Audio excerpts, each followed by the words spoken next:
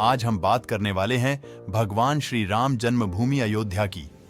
अगर आप भी श्री राम के सच्चे भक्त ही तो कमेंट में जय श्री राम लिख दीजिए, ताकि ये वीडियो आपके जैसे और भी सच्चे भक्तों के पास पहुंच जाए। सैकड़ों साल से संघर्ष की लड़ाई, आंदोलनों की वीरता और लोगों के संयम का फल है कि राम मंदिर बनने का सपना आखिरकार पूरा हो गया। राम मंदिर करोड़ों हिंदुओं की आस्था का केंद्र है। जिन लोगों ने अपनी जिंदगियां कुर्बान की हैं, ये उनका परिणाम है। राम मंदिर की लड़ाई 15वीं सदी से चली आ रही है। सबसे पहले सन 1528 में मुगल हमलावर बाबर के सेनापति मीर बकी ने राम मंदिर का ढांचा तोड़कर यहां बाबरी मस्जिद का निर्माण करवाया था। इसके बाद सन 1885 में यह मामला पहली बार ब्रिटिश शासनकाल के दौरान अदालत में पहुंचा था। आपको जानकर हैरत होगी कि राम मंदिर मामले ने पूरे 135 सालों की कानूनी लड़ाई लड़ी है। राम मंदिर का निर्माण हिंदुओं के लिए ऐतिहासिक पल क्यों है? क्यों भगवान राम की जन्मभूमि पर मंदिर बनाना किसी संघर्ष से कम नहीं था? इतिहास में भगवान राम के अवतरण की अलग अलग तिथियां और संदर्भ दिए हैं। एक बार भगवान राम के जन्म पर वैज्ञानिक और इतिहास के पन्नों से गुजरते हुए नजर डालते हैं। भगवान राम के जन्म पर क्या कहते हैं? रामायण पर किए गए शोध। भगवान राम के जन्म को लेकर कई मान्यताएं हैं।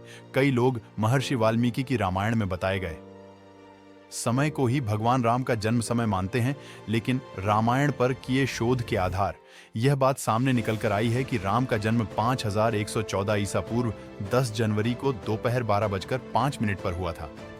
वाल्मीकि के अनुसार श्री राम का जन्म चैत्र शुक्ल नवमी तिथि को हुआ था, या फिर पुनर्वसु नक्षत्र में, जब 5 ग्रह अपने उच्च स्थान में थे तब हुआ था।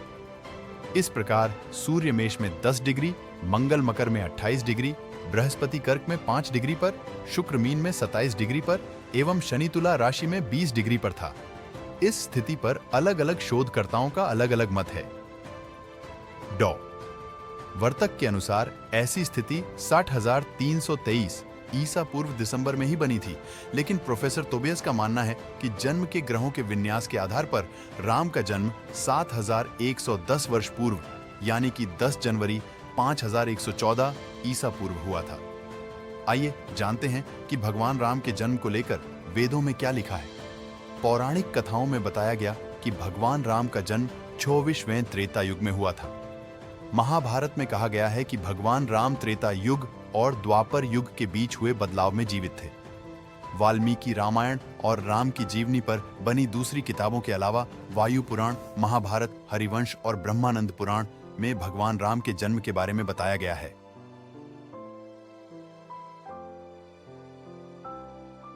जिन लोगों को इन पौराणिक बातों पर विश्वास नहीं होता, जिनके लिए ये सब बातें घिसी पिटीसी होती है, उनके लिए विज्ञान का तर्क भी सामने है। विज्ञान ने भी भगवान राम के जन्म पर कुछ तथ्य सामने रखे हैं। आइए उन्हें भी जान लेते हैं। भगवान राम के जन्म पर क्या कहता है विज्ञान? Institute of scientific research on वेद के प्लैनेटेरियम सॉफ्टवेयर के मुताबिक भगवान राम का जन्म अयोध्या में 10 जनवरी 5114 ईसा पूर्व को हुआ था, जैसा कि कई शोधकर्ता भी मान चुके हैं। भारतीय कैलेंडर के मुताबिक भगवान राम के जन्म का समय दोपहर 12 से 1 बजे के बीच में है। इसके अलावा संस्थान ने भारतीय पौराणिक कथाओं में कई अन्य प्राचीन घटनाओं की पुष्टि करने में भी सफलता का दावा किया है, जो 2000 ईसा पूर्व से पहले तारामंडल प्लैनेटेरियम सॉफ्टवेयर का उपयोग करके हुई थी। इस संस्थान के शोधकर्ताओं ने दावा किया है कि वाल्मीकि ने रामायण में जो ग्रहों की स्थिति का वर्णन किया है, उसी के आधार पर राम की जन्मतिथि निकाली गई है। 15वीं सदी से लेकर अब तक राम मंदिर के संघर्ष की कहानी। अयोध्या मामले की घटनाक्रम। 1528 में बाबर ने यहां एक मस्जिद का निर्माण कराया, जिसे बाबरी मस्जिद कहते हैं। हिंदू मान्यता के अनुसार इसी जगह पर भगवान राम का जन्म हुआ था। 1853 में हिंदुओं का आरोप कि भगवान राम के मंदिर को तोड़कर मस्जिद का निर्माण हुआ। मुद्दे पर हिंदुओं और मुसलमानों के बीच पहली हिंसा हुई। 1858 में ब्रिटिश सरकार ने तारों की एक बाड़ खड़ी करके विवादित भूमि के आंतरिक और बाहरी परिसर में मुस्लिमों और हिंदुओं को अलग अलग प्रार्थनाओं की इजाजत दे दी। 1885 में मामला पहली बार अदालत में पहुंचा। महंत रघुबर दास ने फैजाबाद अदालत में बाबरी मस्जिद से लगे एक राम मंदिर के निर्माण की इजाजत के लिए अपील दायर की। 23 दिसंबर 1949 में करीब 50 हिंदुओं ने मस्जिद के केंद्रीय स्थल पर कथित तौर पर भगवान राम की मूर्ति रख दी। इसके बाद उस स्थान पर हिंदू नियमित रूप से पूजा करने लगे। मुसलमानों ने नमाज पढ़ना बंद कर दिया। 16 जनवरी 1950 में गोपाल सिंह विशारद ने फैजाबाद अदालत में एक अपील दायर कर रामलला की पूजा अर्चना की विशेष इजाजत मांगी। 5 दिसंबर 1950 में महंत परमहंस रामचंद्र दास ने हिंदू प्रार्थनाएं जारी रखने और बाबरी मस्जिद में राम मूर्ति को रखने के लिए मुकदमा दायर किया। मस्जिद को ढांचा नाम दिया गया। 17 दिसंबर 1959 में निर्मोही अखाड़ा ने विवादित स्थल हस्तांतरित करने के लिए मुकदमा दायर किया। 18 दिसंबर 1961 में उत्तर प्रदेश सुन्नी वक्फ बोर्ड ने बाबरी मस्जिद के मालिकाना हक के लिए मुकदमा दायर किया। 1981 में विश्व हिंदू परिषद ने बाबरी मस्जिद के ताले खोलने और राम जन्मस्थान को स्वतंत्र कराने,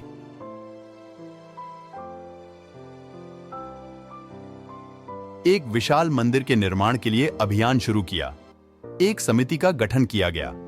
1 फरवरी 1986 में फैजाबाद जिला न्यायाधीश ने विवादित स्थल पर हिंदुओं को पूजा की इजाजत दी। ताले दोबारा खोले गए। नाराज मुस्लिमों ने विरोध में बाबरी मस्जिद एक्शन कमेटी का गठन किया। जून 1989 में भारतीय जनता पार्टी ने विश्व हिंदू परिषद को औपचारिक समर्थन देना शुरू करके मंदिर आंदोलन को नया जीवन दे दिया। 1 जुलाई 1989 में भगवान रामलला विराजमान नाम से 5वां मुकदमा दाखिल किया गया। 9 नवंबर 1989 में तत्कालीन प्रधानमंत्री राजीव गांधी की सरकार ने बाबरी मस्जिद के नजदीक शिलान्यास की इजाजत दी। 25 सितंबर 1990 में बीजेपी अध्यक्ष लाल कृष्ण आडवाणी ने गुजरात के सोमनाथ से उत्तर प्रदेश के अयोध्या तक रथ यात्रा निकाली, जिसके बाद सांप्रदायिक दंगे हुए। नवंबर 1990 में आडवाणी को बिहार के समस्तीपुर में गिरफ्तार कर लिया गया। बीजेपी ने तत्कालीन प्रधानमंत्री वीपी सिंह की सरकार से समर्थन वापस ले लिया। अक्टूबर 1991 में उत्तर प्रदेश में कल्याण सिंह सरकार ने बाबरी मस्जिद के आसपास की 2.5 एकड़ भूमि को अपने अधिकार में ले लिया। 6 दिसंबर 1992 में हजारों की संख्या में कार सेवकों ने अयोध्या पहुंचकर बाबरी मस्जिद ढा दिया। इसके बाद सांप्रदायिक दंगे हुए।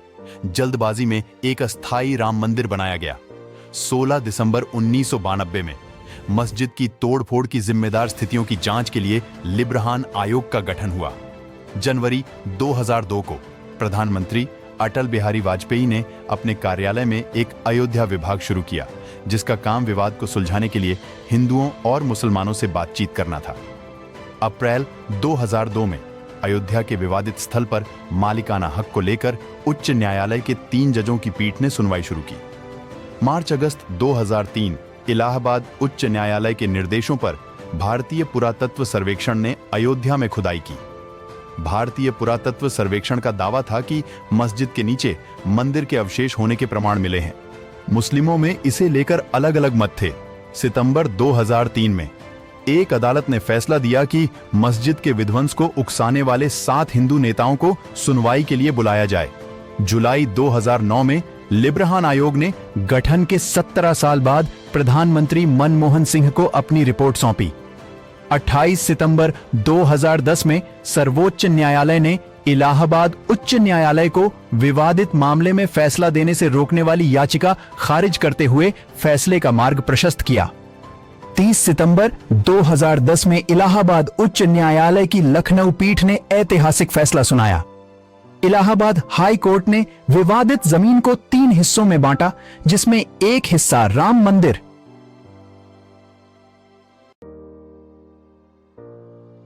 इन्नी वक्फ बोर्ड और निर्मोही अखाड़े में जमीन बंटी।